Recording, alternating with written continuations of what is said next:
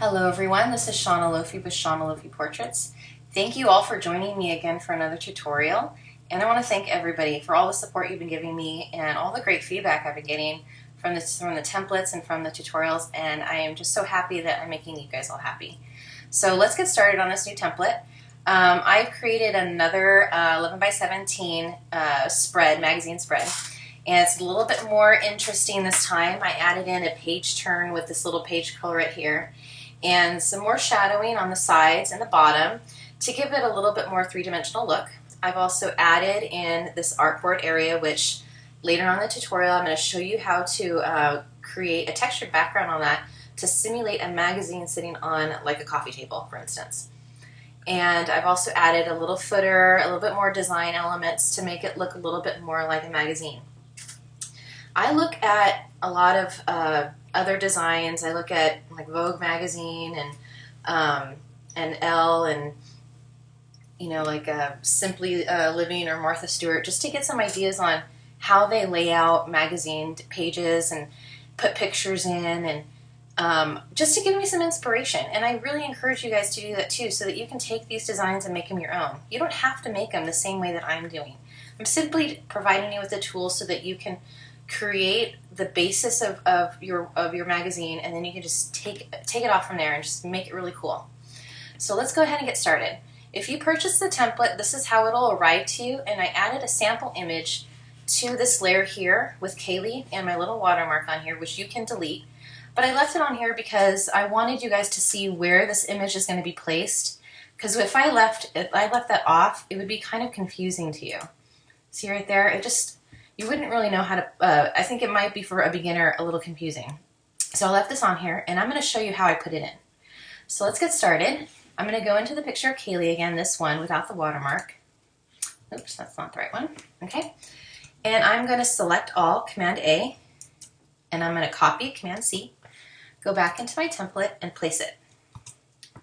And you'll see it'll pop up on its own layer. That's fine. I'm going to show you how to put it into the mask in a moment, but right now I want to scale this image to the height of the page. So I'm going to go to Edit to Transform to Scale, and I'm going to pull down a corner of the bounding box, and I'm going to pull it out, and I'm going to have to zoom in because I can't quite see this, so I'm holding down my Command and Spacebar, and I get in a little closer here to scale in that image right to the edge of that page. And I'm going to hit Enter on my keyboard. Command 0 to zoom back out so I can see the whole page. Okay, good, we're getting there. I'm going to move this over to the edge of this page on the left. Again, I'm going to zoom in just to make sure that it is butting up to the end. And what I just did when you saw the little hand pop up, I clicked on my spacebar on my keyboard, and I just used my mouse to drag around on my document a little easier, kind of move around and see so I can get to exactly what it is I want to move. Alright, and it's right up there on the corner. Looks good. I like it. Command 0 to zoom back out. Okay. Now, in order to get this layer mask to appear on our new image, I'm going to click this layer mask, specifically the layer mask. If you click this image, it's not going to work. You have to click on the layer mask thumbnail and drag it to your new image layer. And there it is, you see it. I'm going to delete this old one because I don't need it anymore and it'll be confusing. And I'm going to relabel this Kaylee layer mask. Good. Okay, and I want to reduce the opacity because I want this to be a ghost image. You may decide that you want to leave it as a full-size image. In that case, and you want to fill up the space with the rest of that image, you can bring this into Photoshop and extend this background, and I will show you how to do that in this tutorial. Another little bonus. I see a lot of people asking about that, so I'm going to help you out because I, as a matter of fact, have many times when I need to extend that background on horizontal images, and sometimes I do it on my vertical images too. So let's go back to this. Let's scale this image really quick in case you didn't want to extend the background. I'm just going to scale it to the full size of the page. Okay. Good. Oops. I'm sorry, my bad. I did one thing and I forgot to unlink it in order to do this. Okay, so I made the mistake for you. Let's do this. You see this little link right here, this little chain? I need to click that off. Because if I don't, that's what's going to happen. It's going to not only enlarge the image, it's going to also enlarge the layer mask that I created. I don't want it to do that because I still want this image to be hidden right here. So I unlink it and click on Kaylee's thumbnail, the image thumbnail on the layer of Kaylee's picture. And I'm going to go to Edit, Transform to Scale. Hold down your Shift key and drag it out to the edge of the gutter and hit Return. And you can see it's hidden in that layer mask. I can move this around and it's hidden everywhere that I take it off the page because of this layer mask. It's like magic. I love it. So here it is if you wanted to keep it at full opacity. And I'll show you this little page curl because right now it's getting a little lost in this background. So I'm going to darken it. I'm going to double click on the image of Kaylee. I'm sorry, not the image of Kaylee, the page curl. Excuse me, working too fast. And I'm going to put in a color overlay. And it turns red right now. I don't want that. It doesn't work. Any color that you pick is going to also be the color of the shadow right here. So you need something neutral.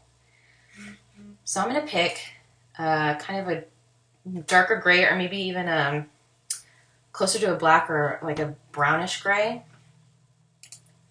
Let's see how this looks. A little darker. Oh, there you go. It's perfect. I like it. I think that works really well. And I'm going to hit OK. And hit OK again. So now we have changed the color of our page curl. And I can show you right now. I can just turn it on and off and see the color difference right there. That's a color overlay. Really simple. It's a lot easier than holding on the Command key and selecting that area because it's not going to get everything, the light gradation of that shadow. It won't work that way. So you have to do the color overlay. All right. Now I'm going to go back to my original because I want to ghost this image of Kaylee. Actually, I'm going to go into the history palette and just do it this way. I'm going to go back to where I was before I scaled Kaylee's image again. Okay, perfect. I've gone back as far as I need to. And I'm going to click on, make sure her thumbnail image is clicked on that layer and lower the opacity. Now you can slide it down if you want to, or you can select this little box and type it in yourself. I'm going to leave it at 25%. I'm going to move her image over because I know that it's going to need to be over anyways when I place a new image. And I'm just holding down my Shift key and clicking the right arrow on my keyboard. Okay, now I'm going to go get the other image of Kaylee and place it on our template. I'm going to hit Select All, Command A, Edit to Copy, Command C, go into the template, Edit to Paste, or Command V, and it's on a new layer. I'm going to put it above on this layer because I need to use this new layer mask that's right here, and we're going to do the same thing that we did with the other Kaylee image. But first, we need to scale this. I'm going to drag it over to the corner of the page, hit Edit, Transform to Scale, and I'm just going to enlarge our picture and bring it to the edge of the page. And again, I think I need to zoom in, Command Spacebar, and drag your mouse across to enlarge it. There we go. Command 0 to go back out again. And I want to make sure that it is all the way to the top here. Oops. Can't quite see very well. It's so light. Okay. Okay, I'm there. Good. Return. Command 0 to zoom back out. All right. So I'm gonna incrementally push this over. And now you'll notice that the image is coming off our simulated page. I don't like that. I want to cover it up with the layer mask.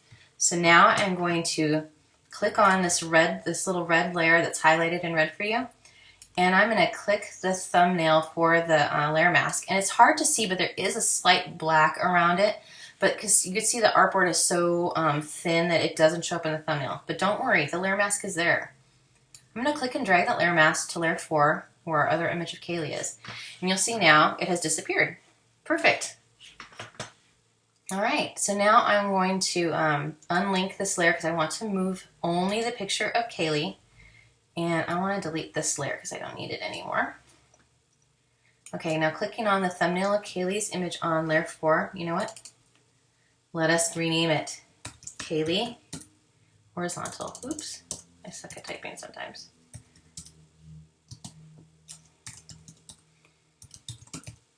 Horizontal, good, okay.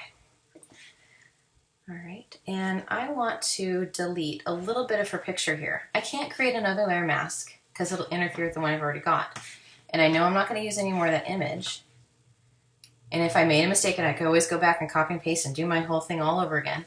But I'm just going to delete this bit of this image of the background so that I can see my ghost image and my text. And just hit delete. Perfect. I love it. It works for me. All right, so now let's change this text. And again, I put everything in lorem ipsum. It's just placeholder text. And I'm going to go into my previously written notes for my text. I'm just going to copy this paragraph first. Hit, again, drag your cursor and your mouse across to highlight the text that you want to copy. Command-C to copy. Go back in and click on Photoshop. Hit your type tool, the little T. Select the text that you want to replace. And hit Command-V to paste. All right. Now I want to change my text right here. So I'm going to go back into my notes, copy and paste this text, back into Photoshop, and paste. And I want to change the phone number. Oops.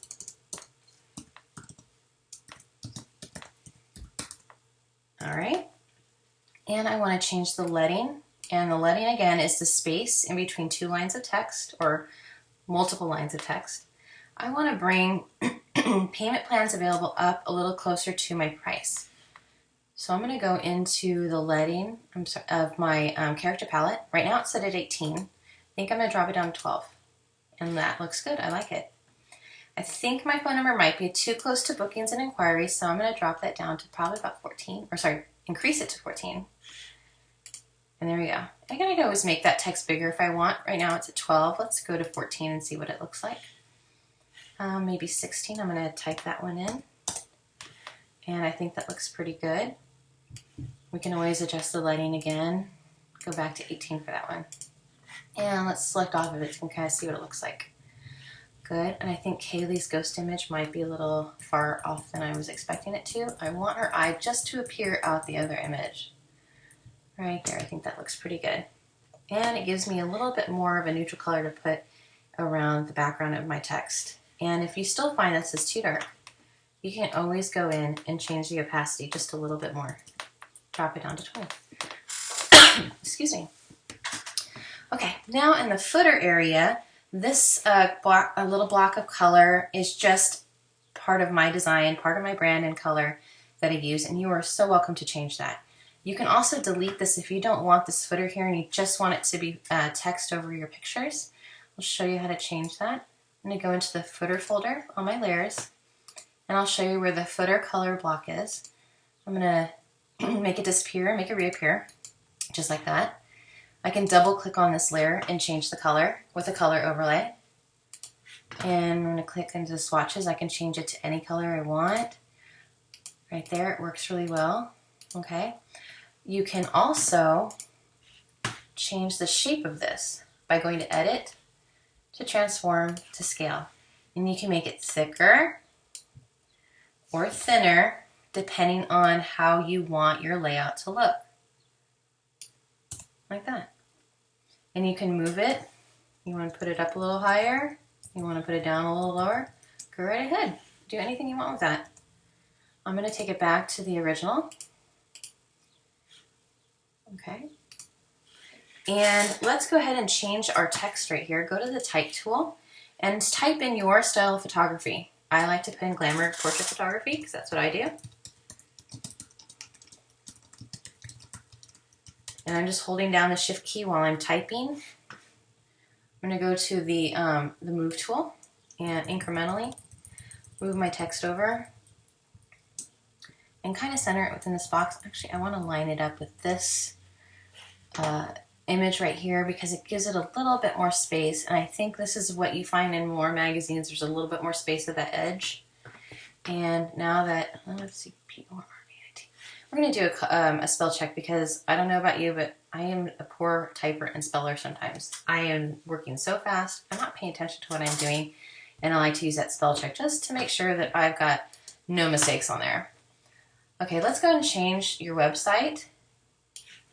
And I'm going to type in mine, shaunaliffey.com. Oops, you know, I don't want that in all caps. Okay. And again, click on the move tool and hold down your shift key, right arrow, and click it over. And I'm just eyeing this, and you can go ahead and measure if you wanted to. So you want to just put an exact measurement. My apologies. Talking too fast. I need to slow it down. And I'm going to take it to about 0.75. You can see the little call out box that's telling me exactly where it is, and it's not going to let me do it 7.5 exactly, so I'm going to kind of fake it right there.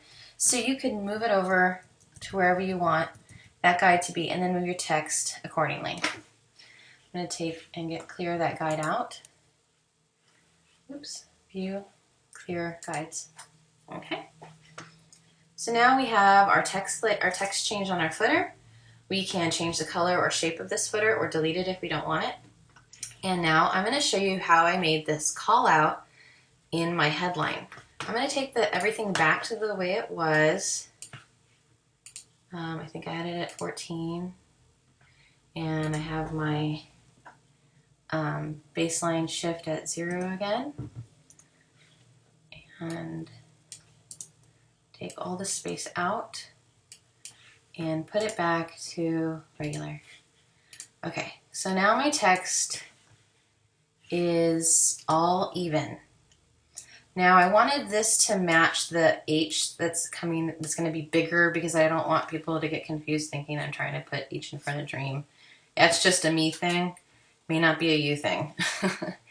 Okay, I'm going to make this text a thinner font because when it gets bigger, and I'll demonstrate that for you here, the weight of that letter is going to be a little heavier than the rest of the text, even though they're both a V-NAR Next regular. I'm going to make it 18. Actually, I'm going to go back up to 40, I think is what I had it at. 40, type it in. And you can see right now that weight is really a lot heavier than the rest of this is. So I want to kind of simulate that it's the same weight, even though I've made it larger. So I'm going to pick regular, V-NAR Next regular ultra light. And once it's that, it kind of looks pretty similar in weight to the rest of the letters. And now I want to drop the baseline down below so that it's on the second line of text. So I think I put it at -15. You might have to play with that depending on how large you make your headline. And I'm going to put my cursor in front of dream, and I'm going to hit the space bar a few times to line it up with the O. Again, I'm going to put it in front of photographed. Spacebar again, and it doesn't quite look like it's lining up just right with it. So I'm going to have to kern the H and the O together to make it a little tighter in there. Maybe to 60. Good, looking good. All right, so that is how I made the call out. It's just something a little extra to put in there. I can make it even bigger if I wanted to, so it's a little bit higher up.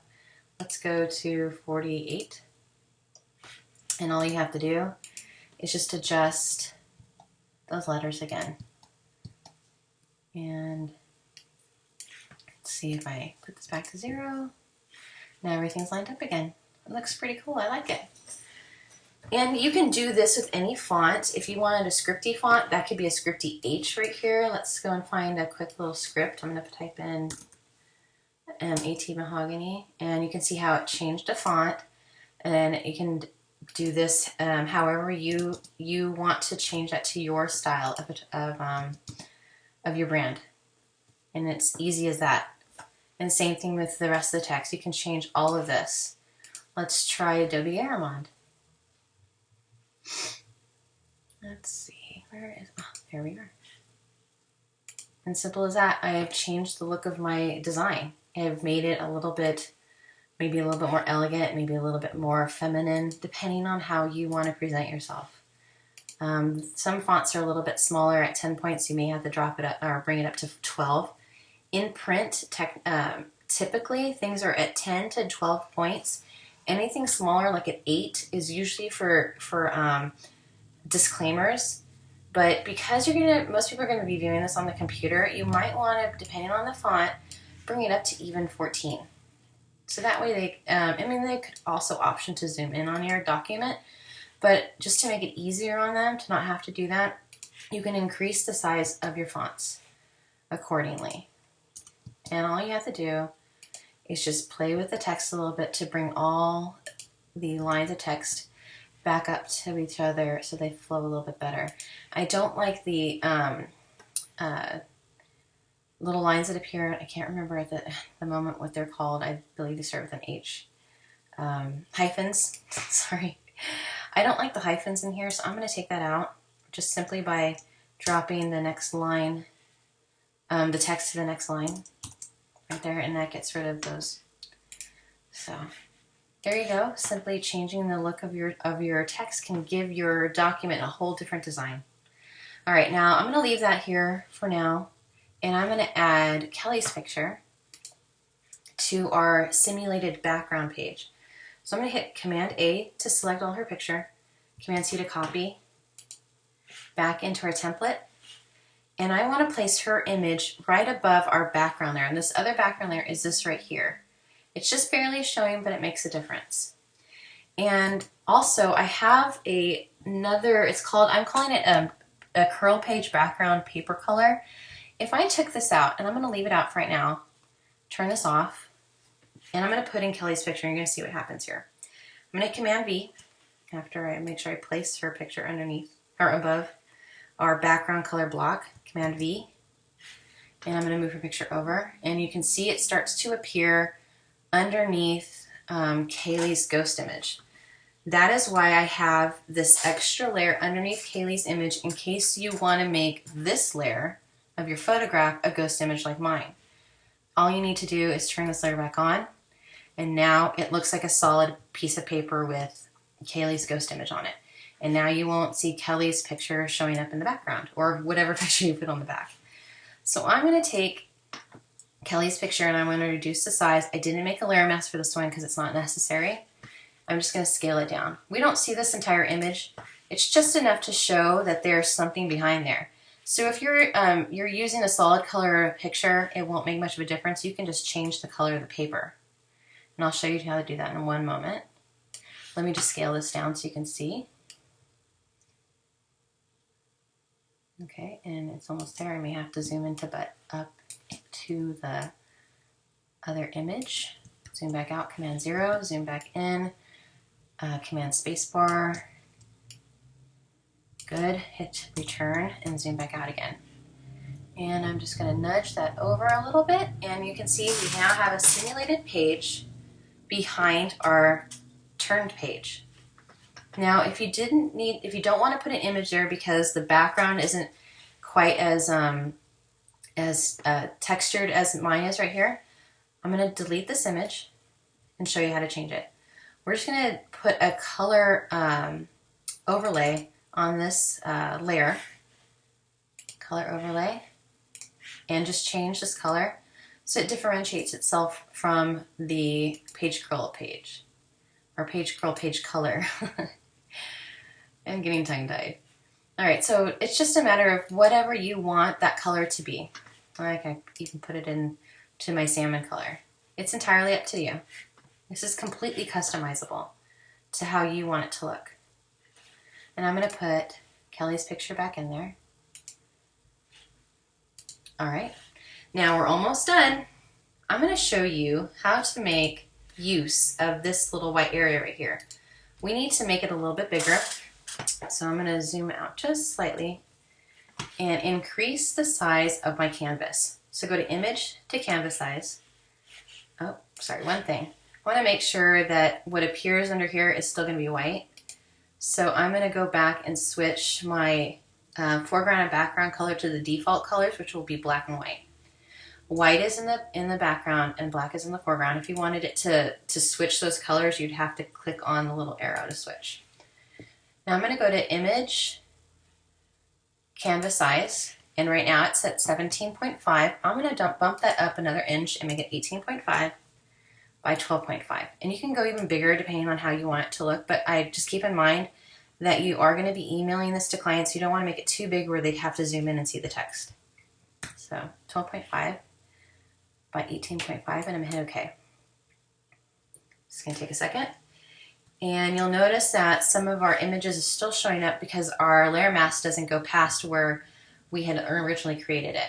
Now I'm going to go ahead and delete them because I don't need that extra bit of the image. So I'm going to get my marquee tool, select over the part of the image I want to delete, just nudge it over a little bit, and click on the image thumbnail on the layer and hit delete. And that gets rid of that image. And I still see a little bit of a ghost image right here, so I'm going to again select my marquee tool and select over that part that I need to delete, click on the correct layer and delete it, and it's gone.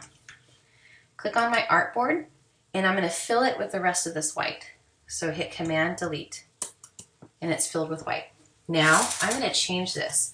You can change this to a solid color if you want, or a texture. I'll show you very quickly how to do that. All you have to do is click on another color. Say you want, let's pick this kind of peachy pastel yellow orange. And now it is in my foreground color. I'm going to hit Option Delete to make it my foreground color. It's as simple as that. Change it to anything you want.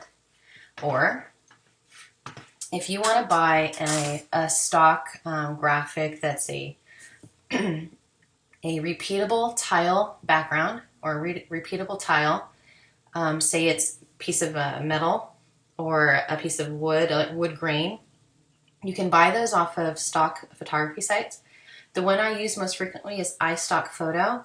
They just don't have photos on there. They also have illustrations on there that you can purchase and use them to build your design for your template. I'm sorry, for your magazine PDF. So I'm going to go ahead and show you quickly how to do that. If you had already bought a pattern, you would need to open it up and select that pattern. Make sure it has been scaled around to the size of, maybe you have like 4 different pieces on that particular pattern. You want to select out only the piece that you want to repeat. You're going to have to go to Edit, to Define Pattern. And right now it's selecting my image, my magazine template. But imagine you have a textured tile, a tile background there. It'll show up in this area, and then you want to rename it and hit OK. I don't need to do that with this. And then I want to fill my artboard area with the new texture. I'm going to go to Edit, to Fill. I'm going to click on Pattern if it's not already selected under Use. And then I'm going to go and click on the thumbnail icon next to Custom Pattern. And here you'll see, if you don't already have them loaded, a lot of different thumbnails and different textures, different kinds of wood grains or paper. If you don't have them loaded already, click on this little gear icon and then go down to Load Patterns. You will need to then go into Applications. It's just going to take a minute. Okay, go into Applications, find Photoshop, and under Presets, go to Patterns. And there it is, Patterns. And these will be all the patterns you can load into the Define Pattern section. Now you can select, click and drag to select all of them, or click and shift click each one, or click one and then click the top one and then hit Open. I don't need to do this right now. I already have mine loaded, so I'm going to hit Cancel. And I've already defined my pattern. I have loaded in a dark wood grain already. I'm going to double click on this one and hit OK. And now I have filled my artboard, the very bottom layer, with my wood grain. And you'll see that this highlight is coming over the edge, and that is a quick fix. I'm going to go into the magazine highlight, and click on my highlight layer. Then I'm going to go to Edit, Transform to Scale, and bring it back down to the height of this paper. And again, you can zoom in if you're not sure that it's hitting the edge, which it didn't. So I'm going to zoom in, zoom back out, zoom in on the top and make sure that it's right at the edge of my image and my paper. And I'm going to hit Return on my keyboard and Command 0 to zoom back out. And there we have it. We have a new background on our magazine, and it looks like a magazine sitting on perhaps a coffee table. You can even, I'm going to take this to the next level, okay? Now say you're all done putting in all your images, okay? I'm going to select all these layers except for the artboard layer. I'm going to hold down my Shift key and select all of them, okay? Then I'm going to go to Edit, Transform to Rotate. And I'm just going to rotate it ever so slightly. Oops, my bad. Reverse that last action. I forgot to make sure that my layers that had layer masks on them were linked together so that they all move with each other rather than independently. So let's go back again. Make sure that there are no more layers and layer masks I need to link. Go back and select all your layers except for your artboard. Go to Edit, Transform to Rotate. And I'm just going to rotate this page ever so slightly. And now it gives it that extra little bit to make it look like it is a magazine on a coffee table. Okay. Now you'll see that there's still a little bit of our image of Kaylee coming in. This is an easy fix again.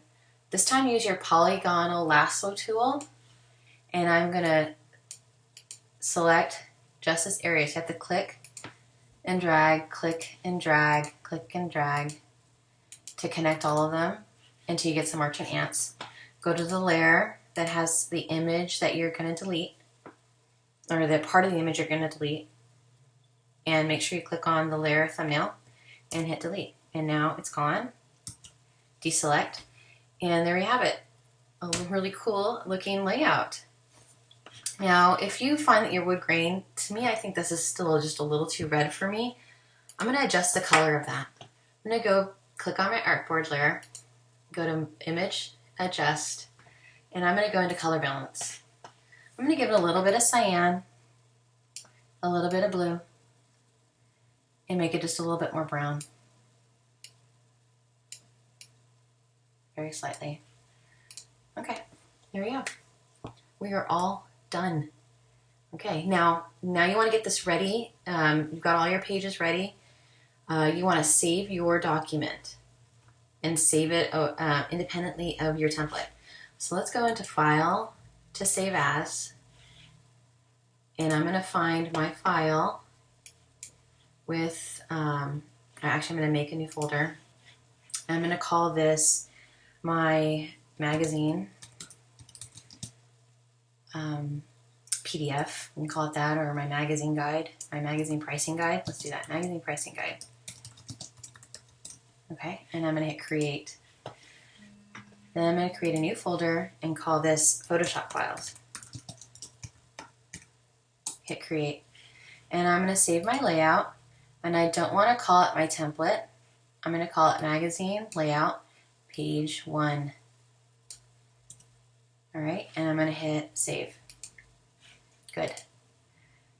Now I'm going to flatten. I'm going to go back to my selection tool, my move tool, and then I'm going to layer, flatten image. I'm going to hit OK. Yes, I want to discard my hidden layers. It's not necessary. And I'm going to hit File to Save As, and I'm going to go into my magazine pricing guide, the main folder, and hit New Folder and call this one PDF files, and hit Create. Now I want to save this as a Photoshop PDF because I want to open it up in Adobe Acrobat and then import the rest of my pages. And I'm going to hit Save. Okay. And I don't need anything in the description, it's not necessary. I'm going to hit Save PDF. Okay. Now, we put a lot of images and a lot of textures on this, so this file is going to be ginormous. It's going to be huge, probably over 200 megabytes.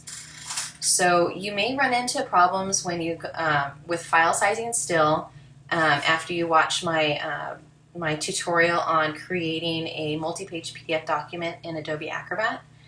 If you are still finding that your file is too big, and it shouldn't be more than 5 megabytes. I've got in the tutorial, you can see that I've gotten mine down to 2.4.